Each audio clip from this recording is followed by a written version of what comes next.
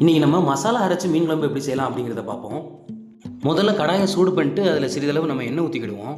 எண்ணெய் சூடான பின்பு நம்ம சிறிதளவு மிளகு, சிறிதளவு சோம்பு, சிறிதளவு சீரகம் நம்ம சேர்த்துக்கலாம். அது 3 எண்ணெயில் பொரிஞ்ச பிறகு 100 கிராம் சின்ன வெங்காயம், அதுக்கடுத்து 50 கிராம் பூண்டு இதோட சேர்த்துக்கலாம். வெங்காயம் பொன்னிறமாக ஆன பிறகு நம்ம ஒரு 100 கிராம் தக்காளி சேர்த்துக்கலாம். தக்காளி கொஞ்சம் நல்லா வதங்கட்டும். தக்காளி எல்லாம் சேர்ந்து வதங்கின பிறகு நம்ம ஒரு 10 கிராம் கருவேப்பிலை இலை சேர்த்துக்கலாம். எல்லாம் கொஞ்சம் எண்ணெயில் வதங்கின பிறகு நம்ம ஊற வச்சுருக்க புளி மட்டும் இதில் எடுத்து போட்டுக்கலாம். தண்ணி ஊற்ற வேண்டாம். புளி சேர்த்து ஒரு நிமிஷம் நம்ம நல்லா வதக்குவோம். இப்போ எல்லாம் வதங்கின பிறகு நம்ம மீன் குழம்பு பொடி, மிளகாய் பொடி, மல்லிப்பொடி மற்றும் மஞ்சள் பொடி சிறிதளவு சேர்த்து இது எல்லாம் சேர்த்து நம்ம மறுபடியும் இதை மிக்ஸ் பண்ணுவோம். மசாலா சேர்த்த பிறகு அடுப்பை நல்லா சிம்மில் வச்சுருங்க. ஏன்னா ஹை பீமில் இருந்தால் மசாலா கருகிரும். 1 நிமிஷத்துலேருந்து 2 நிமிஷம் நல்லா வதக்கின பிறகு நம்ம அடுப்பை ஆஃப் பண்ணிட்டு இதை ஒரு 10 நிமிஷம் ரெஸ்ட்டு விட்டுருவோம். நல்லா இது ஆறட்டும்.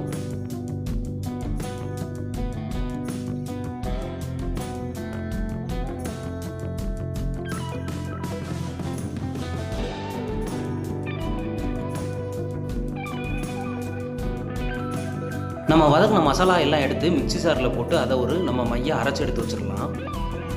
அதுக்கடுத்து மீண்டும் கடாயை சூடு பண்ணி அதில் சிறிதளவு நல்லெண்ணெய் ஊற்றி அதில் கடுகும் சிறிதளவு வெந்தயமும் போட்டுக்கலாம்.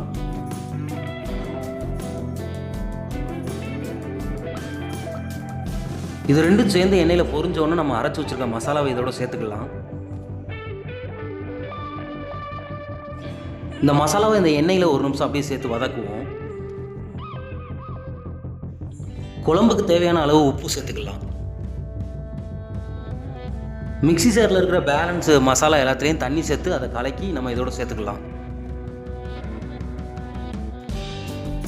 நல்லா இந்த மசாலாலாம் ஒரு 3லேருந்து ஒரு 5 நிமிஷம் நல்லா வெந்து கொதிக்கட்டும். இப்போ நல்லா வெந்து ஒரு 5 நிமிஷம் ஆன பிறகு மசாலாவோடலாம் போன பிறகு நம்ம ஒரு சின்ன பாறை மீன் எடுத்து வச்சுருக்குறோம், 1/2 கிலோ. அதை இதோட சேர்த்துக்கலாம். சேர்த்த பிறகு நம்ம அடுப்பை நல்லா சிம்மில் வச்சுட்டு நல்லா மூடி போட்டு மூடி வச்சுருவோம். ஒரு 10லேருந்து 15 நிமிஷம் நல்லா வேகட்டும். இப்போ 15 நிமிஷம் ஆயிடுச்சு. நம்ம அடுப்பை ஆஃப் பண்ணிடலாம். இப்போ சுவையான மீன் குழம்பு ரெடி ஆயிடுச்சு. இப்போ நம்ம சாப்பிடலாம்.